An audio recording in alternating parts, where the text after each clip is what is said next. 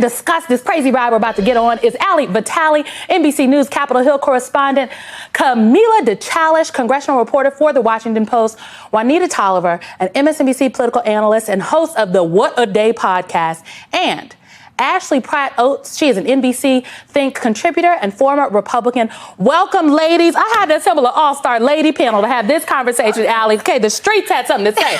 Look, Ali, you know, you are like one of the congressional gurus here for us. I think the only entity that is maybe not underestimating what is about to come from Congress is the White House. What do you know about what they are planning and how they're going to triangulate with this Republican House majority? Yeah, you're right, I think, to prime viewers that they're in for a ride over the course of the next year and a half, because the Republican focal point is not necessarily policy oriented right now, especially not in a period of divided government where it's unlikely that any of those bills that get pass in the Senate as well. But what's more likely is the focus that we're going to see on investigations and oversight. It's not a secret. No one's made any subtleties about this. The White House has known, though, all along that this was where it was going, especially knowing that this was likely a year that was going to be favorable to Republicans. Months before the midterm elections, they were staffing up in the White House counsel's office, adding lawyers, adding people who could do a lot of the opposition research and making sure that they had a rapid response team effectively in place for when these investigations actually started. But that's just what the White House is doing.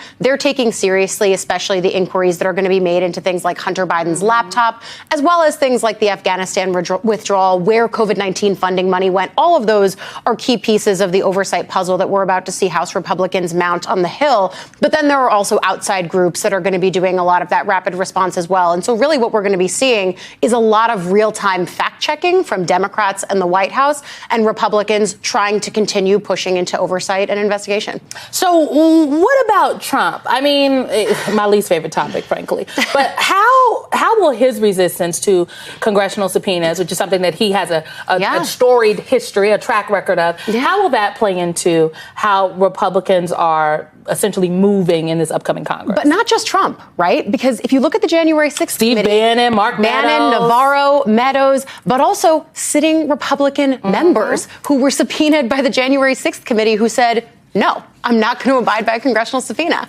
And part of the conversation that I was having with Republican lawmakers as they were doing those contempt referrals for people like Bannon and Meadows, the few Republicans that did vote to uphold those contempt referrals were doing so because they wanted their congressional subpoenas to also have teeth. This is a moment where actions have consequences. You can't just ignore a subpoena once and then when you're in the subpoenaing party say that they suddenly have teeth again. You have to abide by them all the time. So we're now going to see the shoe be on the other foot when people like Trump and others have said no to subpoenas from democratically led committees. Now we're going to see what happens when they're the ones who are issuing subpoenas, and Democrats could now have a leg to stand on to say, well, you've established the precedent that I don't have to do this. And we'll kind of see where it lands. If I know my former colleagues, I know that they're probably going to comply with these subpoenas, which, you know, is another story difficult, though, for too, right? day. If you're looking at the attorney general, who would then be in the position of potentially ignoring a subpoena, I mean, that gets you into some really murky territory, and that's where these investigations might lead us. Camila, let me bring you in here because when I talked about the extremists who are members of Congress, I was talking about people like Marjorie Taylor Greene, Lauren Boebert. There are others, okay? These are folks that have never served in a Republican majority in Congress.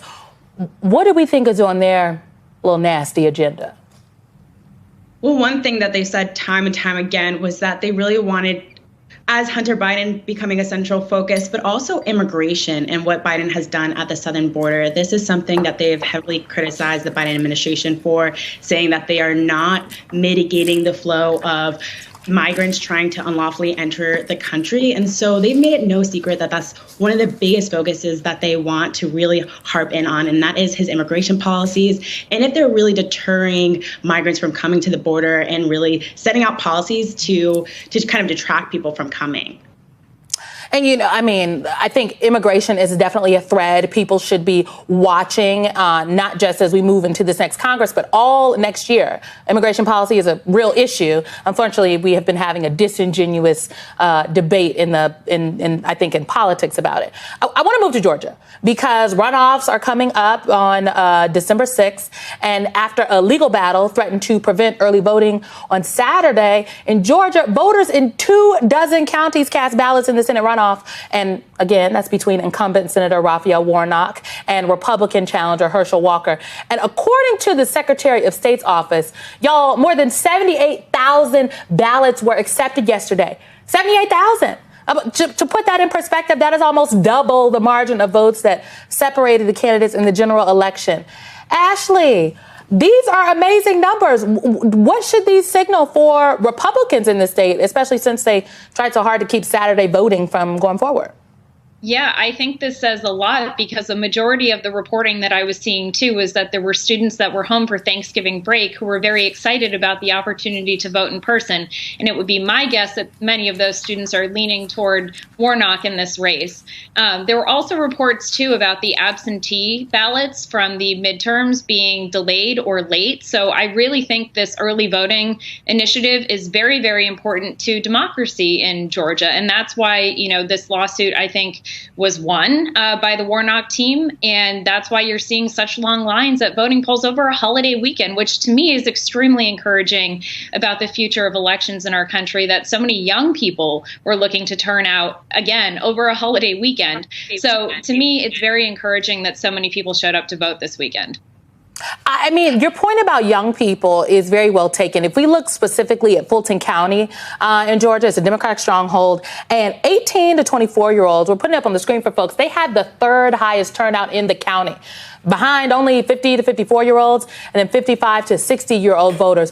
Juanita, the young people are voting. And I would like to note that these are not new young people, right? Because you could not register any new voters between the general and the runoff. So what's it say to you?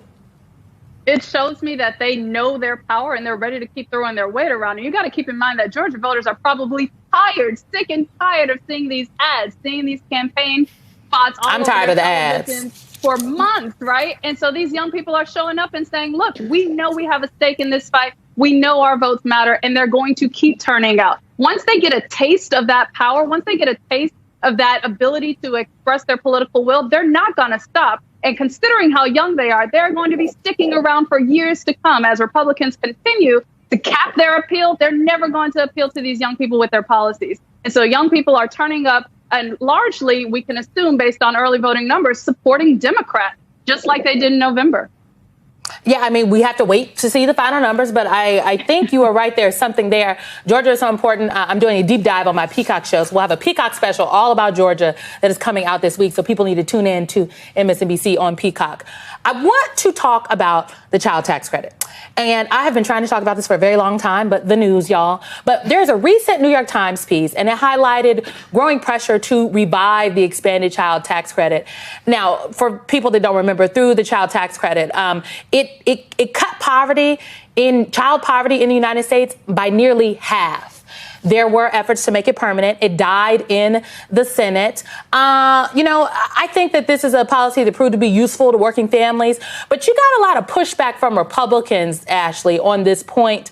There's a recent report from the National Bureau of Economic Analysis, and it said that it had, quote, no effects on any labor supply measures. So people are still going to work. So what about this opposition from Republicans? Why?